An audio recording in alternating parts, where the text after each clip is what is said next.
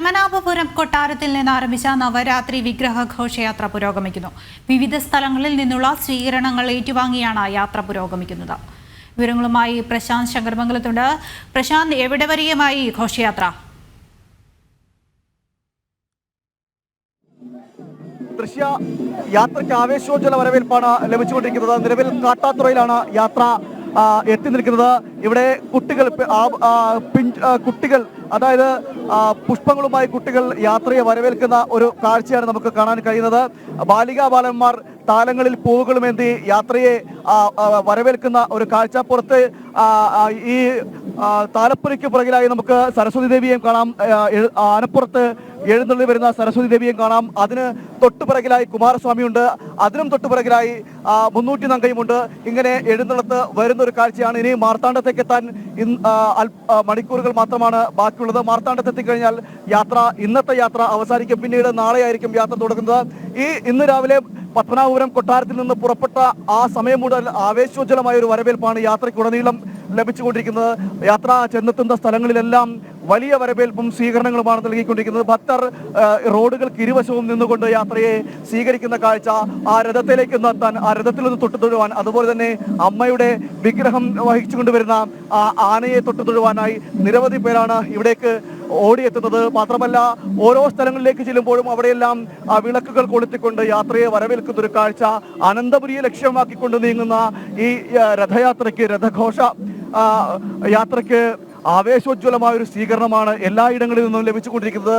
നമുക്കറിയാം, ഇതിൽ ഒപ്പം സംസ്ഥാന സർക്കാരിൻ്റെയും അതുപോലെ തന്നെ തമിഴ്നാട് സർക്കാരിൻ്റെയും അടക്കമുള്ള പോലീസ് സംവിധാനങ്ങളും യാത്രയ്ക്ക് അകമ്പടി സേവിക്കുന്നുണ്ട്. മാത്രമല്ല, ഇതിൻ്റെ ഒരു സുരക്ഷ ഉറപ്പാക്കുന്നതിനായി സായുധ സേനയടക്കം യാത്രയോടൊപ്പം അനുഗമിക്കുന്നുണ്ട്.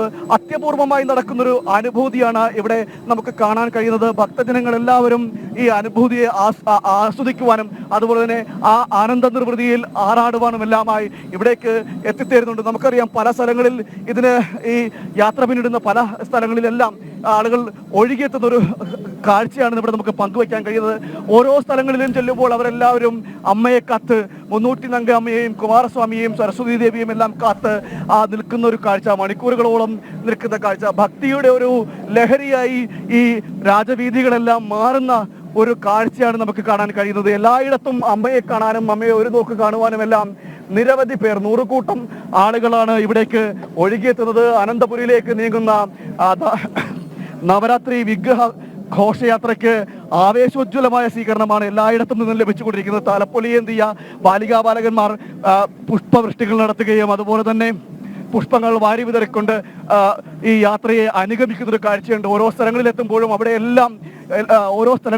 അവിടെയെല്ലാം യാത്രയെ നൂറുകണക്കിന് ആളുകളാണ് കാത്തുനിന്ന് സ്വീകരിക്കുന്നത്. അങ്ങനെ ആവേശോജ്വലമായൊരു വരവേൽപ്പ് ആണ് ഈ വിഗ്രഹ ഘോഷയാത്രയ്ക്ക് ഓരോ നിമിഷവും ലഭിച്ചുകൊണ്ടിരിക്കുന്നത്. ഇപ്പോൾ നമ്മൾ ദൃശ്യങ്ങളിലൂടെ കണ്ടുകൊണ്ടിരിക്കുന്നത് സരസ്വതി ദേവിയാണ്.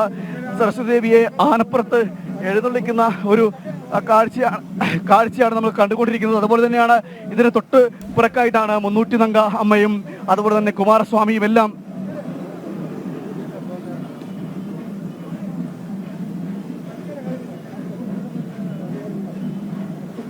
പത്മനാഭപുരം കൊട്ടാരത്തിൽ നിന്ന് ആരംഭിച്ച നവരാത്രി വിഗ്രഹ ഘോഷയാത്രയാണ് പുരോഗമിച്ചുകൊണ്ടിരിക്കുന്നത്. ഇന്ന് മാർത്താണ്ഡം വരെയാണ് ഇന്നത്തെ യാത്ര ഉള്ളത്. നാളെയാണ് അനന്തപുരിയിലേക്ക് വീണ്ടും യാത്ര ആരംഭിക്കുന്നത്. പ്രശാന്ത് ശങ്കരമംഗലത്താണ് വിവരങ്ങൾ നൽകിയത്.